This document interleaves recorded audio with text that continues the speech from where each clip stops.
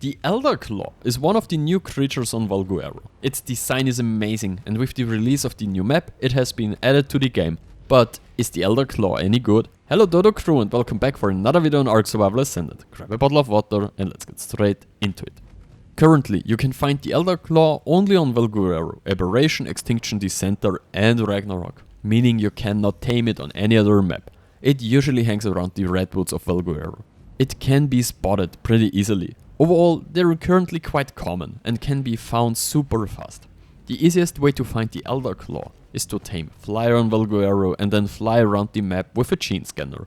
Taming them is pretty easy, and overall the Elderclaw can be super useful, but more about its abilities later. These are the regions where I found the Elderclaw. For people who do not want to search for Elderclaw, I put the spawn commands in the video description. Just fill in the level you want and you're good to go.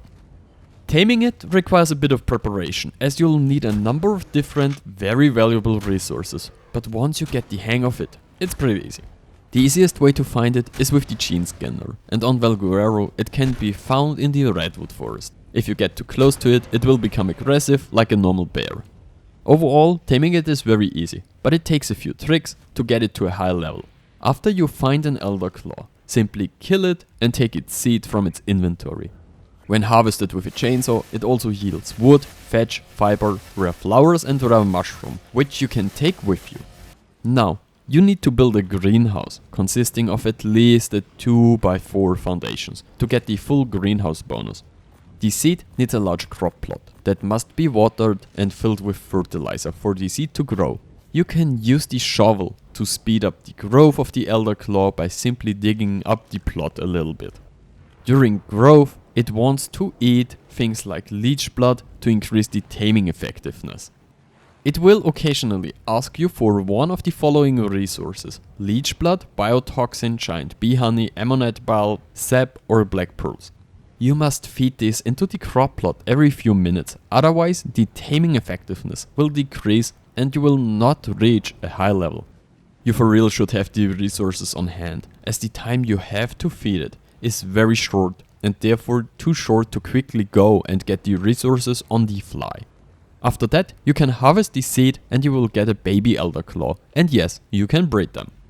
Are you tired of playing alone on a dead server? Sick of lag, wipes and admins who never show up? Then it's time to join TBS, one of the biggest no-wipe servers, on which I'm actually playing and I'm making a video on. On top of that, on their PvP and PvE servers, they have all maps available cross-platform, custom caves that are truly outstanding, auto-lootable raid bases and even full 48-hour offline raid protection during the week. Not only that, but on weekends, it switches to a 3x orb, which offers the possibility for offline raids, more action and so much more.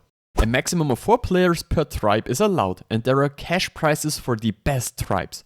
Your starter kits and a bunch of other things are designed to help new players get started on these servers. And if you don't feel like defending your base at 3 AM in the morning, there are a bunch of other things that make it possible for players with jobs or normal lives to play. On top of that, if PvP isn't your thing, why not join one of their PvE servers? Stop wasting time on empty servers, come and play with a real community on TBS. Links are in the description. I'll see you on the cluster. The Elderclaw's attacks are easy to explain. While you simply strike with its primary attack, you can use its secondary attack to perform a quick jumping attack. With this secondary, the Elderclaw deals increased damage to its target. The Elderclaw adds some pretty strong abilities to the game, making it especially useful and a must-tame from mid to late game. When you use Root Burst, you can bind enemies to the ground. You use the attack, look in the direction to the enemy you want to stun and click the Root Burst button. All enemies in that direction will now be stunned and temporarily unable to move. Yes, even bosses can be stunned. This ability is useful in PvP and for running away from wild creatures. With the Elderclaw, you can place a totem that massively buffs damage for you and allied creatures. The totem can be repositioned by running out of the area or by using the ability again. After placing the totem, you can destroy it after some time and let it explode. This explosion causes all enemy creatures within range to suffer a high amount of damage. When you activate Bark Shield, you receive a defense buff that reduces damage taken by the Elderclaw. While this buff is active, food consumption significantly increases and the Elderclaw must eat more. This ability is especially useful in fights where the opponent deals a large amount of damage, but cannot be used permanently due to the debuff. In addition to his new active abilities, he has more passive abilities that make him a strong solo hunter.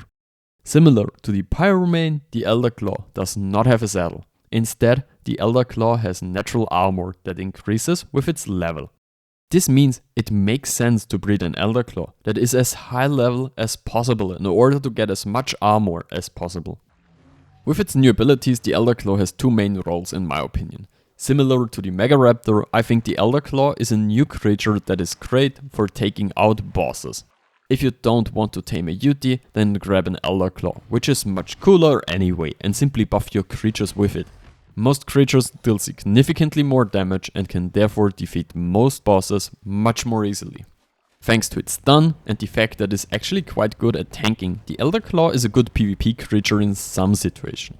It may not be a powerful soaker, but with its totem and stun, it can be used effectively in fights to support other creatures. I honestly love the design of the Elderclaw. This creature is a great addition for all PvP players. It may not be the strongest creature, but it looks very nice and has a good design. I don't think it will play a major role in PvP, but I like it and I think it can be quite useful in some situations. What's more important though is what you think. What do you think about the Elderclaw? Let me know in the comments. I hope you liked this video and I'm thrilled to read if this video has helped you. Hit the like button, leave a comment below for the algorithm and consider subbing to the channel. Alright, Frodo.